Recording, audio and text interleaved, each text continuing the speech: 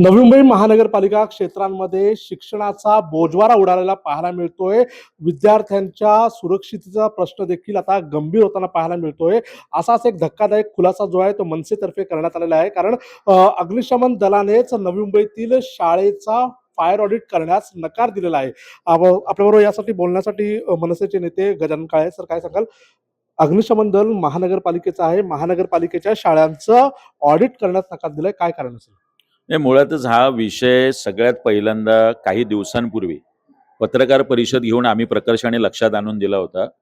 माहितीच्या अधिकारात आमचे विद्यार्थी सेनेचे शहर अध्यक्ष संदेश डोंगरे यांनी माहिती काढली होती की नवी मुंबई महानगरपालिकेच्या ज्या 80 शाळा आहेत त्या एकाही शाळेचं फायर ऑडिट झालेलं नाही. शाळा 15 जूनला सुरू होण्याच्या अगोदर 2 महिन्या अगोदर ही आम्ही गोष्ट लक्षात आणून देतो. ह्या 2 महिन्यात फायर ऑडिट होऊनच ही सगळी मुलं शाळेत जायला हवी होती. अद्यापपर्यंत कुठलंही फायर ऑडिट झालेलं नाही. याचा अर्थ जी मुलं आज गेलेली आहेत, उद्या जर एखादी आग लागण्याची घटना घडली, एखादी जीवितहानी झाली, एखादं मूल होरपळलं, तर याची जबाबदारी प्रशासन आणि सत्ताधारी घेणार आहेत. याच्या सगळ्यात कहर म्हणून की काय, आज फायर डिपार्टमेंट जे नवी मुंबई महानगरपालिकेचं आहे ते लेखी स्वरूपात लिहून देते शिक्षण विभागाला की आम्ही हे फायर ऑडिट करू शकत नाही. आपण एखादी त्रयस्थ संस्था नेमा, कंत्राट करा, त्याचं दरपत्रक ठरवा आणि त्याच्यानंतर फायर ऑडिट करा. फायर ऑडिट डिपार्टमेंट महानगरपालिकेचं, शिक्षण विभाग महानगरपालिकेचा, विद्यार्थी शिक्षण विभागाचे आहे. आणि याच्या संदर्भात सत्ताधारी जाब विचारत नाही. याच्या संदर्भात आयुक्त कुठली कारवाई करताना दिसत नाही.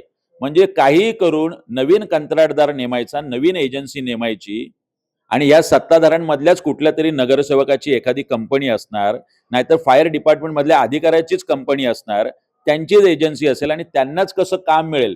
मात्र तोपर्यंत आपली पोरं मेली तरी चालतील, ते आगीने होरपळली तरी चालतील, अशा पद्धतीचं असंवेदनशील प्रशासन आणि सत्ताधारी यांची मिलीभगत या नवी मुंबई महानगरपालिकेत दिसते. एकूणच आपण पाहिलं की 1 महिना उलटलाय तरी अद्यापही गणवेश मिळालेले नाही आहेत. याकडे आपण कशा पद्धतीने बघताय? नाही, आता काय म्हणजे शब्दांवरती शब्द द्यायचे. सभागृह नेत्यांनी 56 इंचाची छाती बाहेर काढायची आणि सांगायचंय 15 जूनला पहिल्या दिवशी सगळ्यांना गणवेश मिळणार. हे जानेवारीत सांगतात पहिल्या महासभेत. नंतर 15 जूनच्या तारीख जवळ आली की सांगतात 15 जुलै. ते सनी देओलचा डायलॉग सुरू आहे, तारीख पे तारीख, तारीख पे तारीख.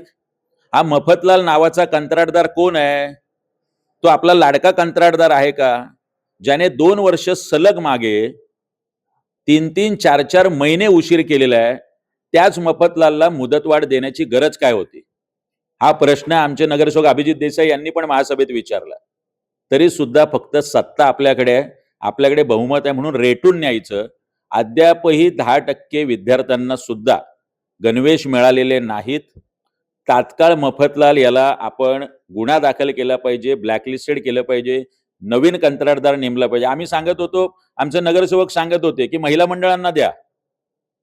बरं, हे पहिल्या महासभेत जर घेतलं असतं तर 5 महिन्यात बरं त्याच महिलांनी झेंडे बनवलेले चालतात आपल्याला, घर घर झेंडा, नरेंद्र मोदी साहेबांचे अभियान. मग त्यांनी गणवेश बनवलेले का चालत नाही? कारण त्याच्यात पैसे खायला मिळत नाही. महिला मंडळ, महिला बचत गट पैसे देणार नाहीत. यांचं कमिशन 5 आणि 10% देणार नाही. तो मफतलालच देऊ शकतो. त्यामुळे अजूनही विद्यार्थ्यांना गणवेश मिळालेला नाही. माझी विनंती प्रशासन सत्ताधाऱ्याला आहे, आपण तात्काळ हे करावं, मफतलालवर कारवाई करावी. अन्यथा या विरोधात विद्यार्थी सेना आणि मनसेच्या वतीने मोठ्या प्रमाणात आम्ही आंदोलन करू. आणखी एक धक्कादायक म्हणजे मोठा गाजावाजा करत शिक्षण धोरण आणलं होतं. सर्व शाळा इंग्रजी माध्यमाच्या करण्याचं ठरवण्यात आलं होतं. मात्र त्याला प्रतिसाद नवी मुंबईकरांकडून भेटलेला दिसत नाहीये.